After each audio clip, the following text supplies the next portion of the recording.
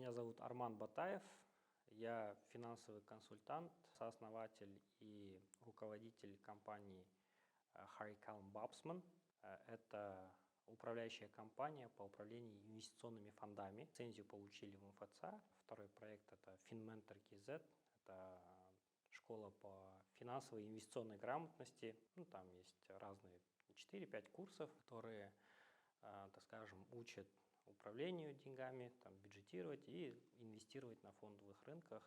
Третий проект, это где я также являюсь управляющим директором, это Outsource Direct, это консалтинговая компания, которая помогает иностранным инвесторам заходить в страну. То есть мы для них регистрируем компании, получаем лицензии в МФЦ или так скажем, в Казахстане, и дальше сопровождаем в части налоговых, бухгалтерских и юридических услуг. Не устаю повторять, самое первое – это, наверное, КТЛ, то есть качественное образование, потому что сам родом из деревни, с Павлодарской области, с небольшой деревни в Лебяжинском районе, село Шохтал, Карагай. Это очень маленькие, вы даже на карте особо не найдете. Вообще до 7 класса только на казахском разговаривал.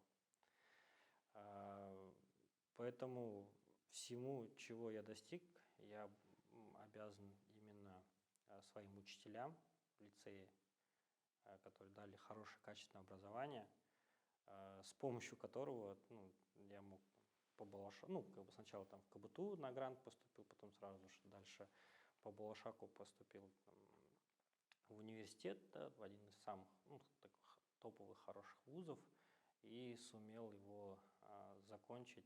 В 2011 году я закончил как самый лучший иностранный студент в вузе. Больше 40 тысяч человек обучалось. И дальше, когда у тебя хороший фундамент образования, знаний, то просто дальше уже накладывается. Главное расти, ставить цели, и достигать. Я если работал больше в аудите, финансы, бюджет, экономика, то фондовый рынок – это чуть другое. До 2019 года это было больше хобби, то есть то, что я сам. А дальше я свое хобби, все это превратилось в основная деятельность. Всю жизнь как-то был сопричастен к инвестициям. Даже в школе как-то интересовался, были тогда «Богатый папа, бедный папа», книга Роберта Кийосаки, «Самый богатый человек Вавилона». Я их прочитал еще в 8 классе, 9 классе. И это же все закладывается, остается. Я учился в Америке по Балашаку, сельскохозяйственная экономика и бухучет. На первом курсе одним из первых уроков было касательно изучения финансовой отчетности и для цели подачи налогов, налоговые вычеты, и как раз примеры были по фондовому рынку. Там на первом курсе уже начинают работать частично, part-time. Уже знают, как выбирать управляющих своими пенсионными накоплениями. Соответственно, уже тогда какие-то такое понимание было. А после того, как приехал, начал работать, участвовал на IPO Кастрансойла. С 10-х годов до 21-22 года рынки только росли. Достаточно было там всего лишь находиться. Неважно, что там особо покупаешь, что у тебя происходит прирост твоих накоплений, капитала, если они инвестированы в ценные бумаги.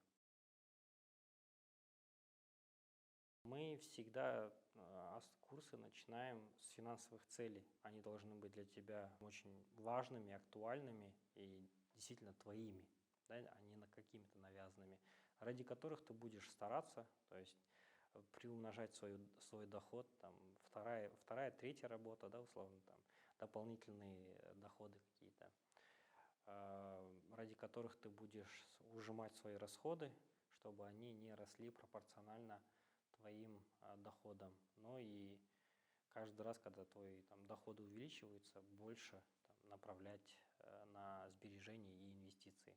Все время человек должен задавать себе вопрос, нужно ли мне это, для чего нужно, когда нужно, сколько нужно, соответственно, сколько мне надо откладывать, чтобы достичь этих финансовых целей. нужно уметь свои мечты, так скажем, превращать в четкий план цели. То есть как дойти от точки А до точки Б. Через 10 лет я хочу обучить своего ребенка за рубежом. Да? Мне для этого каждый год надо там, по $1000 откладывать. Ну, ежемесячно по $100. Уже цель. Да? Там, инвестирование, фондовый рынок, тот же самый депозит. Это все всего лишь инструменты. Инструменты достижения финансовых целей. Здесь на самом деле самое важное хотя бы начать откладывать. Да, можно и депозит, если честно. То есть у нас сейчас в обществе даже не проблема то, что там они не знают фондовый рынок. У нас больше сейчас проблема то, что у 82% населения вообще нет никаких накоплений. Они живут от зарплаты до зарплаты. Для этих людей не нужен фондовый рынок. Да, то есть им как бы абсолютно им нужно на самом деле хотя бы в первую очередь иметь финансовую подушку от 3 до 6-месячных расходов, если в случае каких-то там непредвиденных обстоятельств, там, пандемия, без работы остался, заболел, руку сломал или что-то, чтобы человек мог без какой-либо стресса, да, мог нормально это перенести. По финментору, во-первых, выйти на корпоративный сегмент. То есть в основном мы только обучали розницу до этого момента. Сейчас мы считаем то, что, возможно, пришло время это массово внедрять, потому что и мы видим, очень много людей попадаются мошенникам. По аутсорс-директору, в принципе, там в основном все клиенты это иностранцы, которые заходят в страну. Мы и дальше будем привлекать инвестиции в страну и защищать интересы иностранных инвесторов. Ну а по Харри Калмбапсману в этом году, когда все, в принципе, инвестиционные фонды в минусе, наш фонд в этом году закроет в плюсе.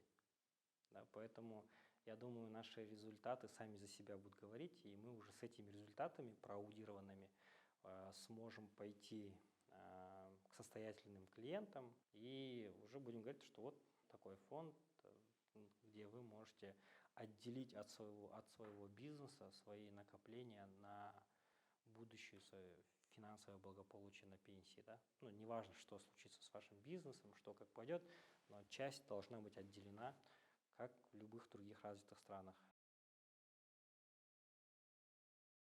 У меня такие миссия и цели больше связаны с развитием страны.